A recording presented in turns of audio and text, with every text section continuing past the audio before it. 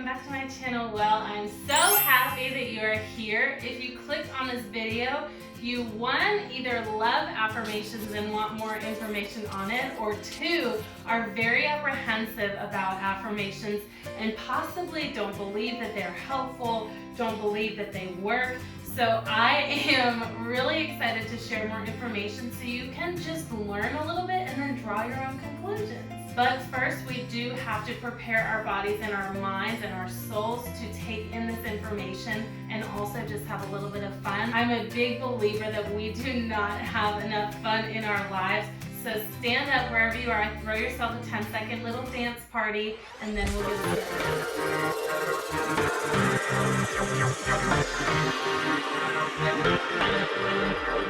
So affirmations, I feel like a lot of times they're thought of as kind of like woo-woo and just weak and kind of like a silly thing. So I really took some time in my life to do a deeper dive in researching the power of affirmations and the role that affirmations play in our brain. I'm a very scientific, neurological kind of person. I like concrete knowledge of why things happen in our brain. I'm fascinated by psychology and by the power of our brain and by the power of our bodies. So I want to share some information with you that maybe you haven't heard of before. I also wanted to point out that if you find yourself being met with resistance in regards to talking about affirmations or the idea of practicing affirmations, that's okay. I want you to just hold that space for yourself. There's no reason to beat yourself up or be hard on yourself or think that they're not going to work for you.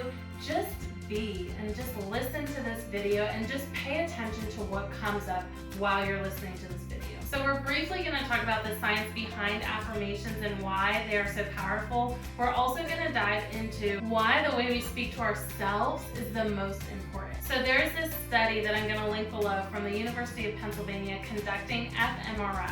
And this study is how self-affirmations actually activate reward centers in the brain. So it looked at participants that were affirmed versus participants that were unaffirmed. And basically what it showed is that the participants that were affirmed showed increased activity in key regions of the brain's self-processing and valuation. And then it took it one step further when thinking about future-oriented core values and how they'd interact with these core values in their future. They saw these areas of the brain light up. And what's really cool is that this neural activity went on to predict change in their behavior in the future. I have listened to a lot of Dr. Joe Dispenza's work. If you're unfamiliar with him, I'm going to link some videos down below. I read his most recent book as well, this one, and he dives really deep into our brains and how our brains respond, create those neural pathways to our thought patterns. So this brings us to the importance of the way that we speak to ourselves. The way we speak to ourselves is the most important, in my opinion, because the way that we speak to ourselves affects our behavior. It also affects our behavior towards other people, and it affects the way that we speak to others. As Dr. Joe Dispenza talks a lot about, 90% of our thoughts are repetitive thoughts. So things that we have thought yesterday and the day before that and the day before that. And what is happening literally in our brain is that our brains have all of these neural pathways, all of these thought patterns, and some of these thought patterns come from childhood. So a lot of what we're thinking every single day is unconscious. Some of these thought patterns that come from childhood could come from childhood trauma, whether this is big T trauma or little t trauma. Like, I want to point out here that trauma is trauma, whether this is trauma of you being told that you're fat or that you're ugly or that you are too loud, or this is trauma from a family member dying when you were younger, or you had a traumatic childhood, just the way that you were parented and the way that your parents interacted with you. All of this is trauma, right? So I invite you to take the pressure and the judgment off of what trauma may have occurred, okay? What happens in our brains is that our brains literally form these neural pathways, these thought patterns of really ways that we learn to cope with the trauma that happened to us, whether this is from childhood or whether this is growing up in high school, college, and beyond. So let's just go with the idea that you were told that you were too loud when you were little. That actually happened to me. I'm a very loud speaker, and so I think one day one of my friends, or maybe it wasn't even one of my friends, turn to me and they're like, Hannah, you are so loud. And so I've always been very self-conscious about the level of my voice. That's just kind of a little small example. So the really, really beautiful thing here to me is that although we have these a lot of times negative thought patterns running through our brain subconsciously, unconsciously, all the time, we hold the power to change them. One of the ways that we can change and rewire and refire these neurons in our brain is through affirmations, through the way that we speak to ourselves. And the really, really cool thing to me is that in the beginning, we don't even have to believe what is being said to us or what we are saying to ourselves. A lot of times in the beginning, you might find yourself meeting yourself with resistance when you are speaking these positive affirmations that are the opposite of what you've been speaking to yourself for years and years. An example here is that if you were told that you're stupid when you were younger, and that thought has kind of carried through in your subconscious for your entire life, when you start telling yourself that you are smart and able and affluent, you might not believe it at first, and that's okay. Just like lifting a weight at the gym, the first time you do it, it's gonna feel awkward, you're gonna feel weak, you're not really gonna see any results. Well, keep lifting that weight in the gym and you will develop that muscle. Give yourself space. This is your invitation to just be aware. So here are some tips for affirmations and practicing this self-talk. My biggest, most important tip is make sure that you are repeating these affirmations to yourself daily.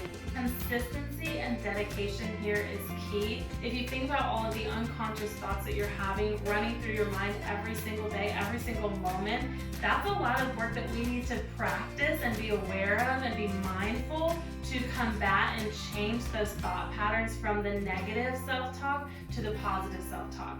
So this is not something that's going to change in 5 minutes. It's not something that's going to change when you practice these affirmations one time. Make sure you stay consistent here. And my second tip is to repeat these affirmations in as many different ways as you find that you can, and be creative here. Give yourself some space again to just have fun. Think about the ways that you feel love. We can dive into the love languages. Is your love language physical touch? Is it words of affirmation that you can get from other people?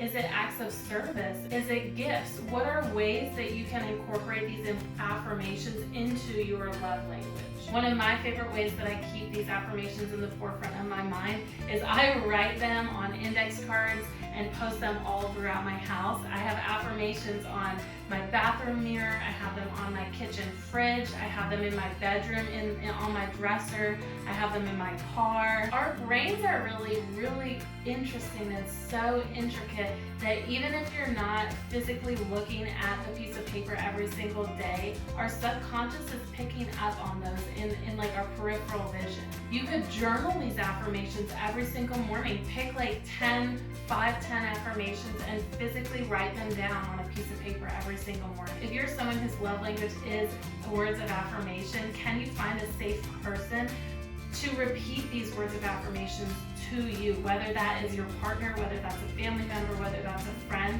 Can you just ask them to repeat these 5 words of affirmations to you daily? You could speak these words of affirmations to yourself out loud in front of the mirror. You can put reminders in your phone. I have, I think, 3 words of affirmation that pop up like 3 or 4 times a day that I just click on, that just come up automatically, and I read them and then I swipe off. There's also apps that have words of affirmations. One of my favorite is I Am, and those have really, really great affirmations. Another fun thing that you can do is listen to words of affirmations while you're sleeping. Our brains take in information even though we're sleeping. So when I was in high school and I was doing operas, my opera teacher told me to play the opera through like I had it recorded on a CD. She said, play that through while you're sleeping to help you memorize the lyrics of your songs.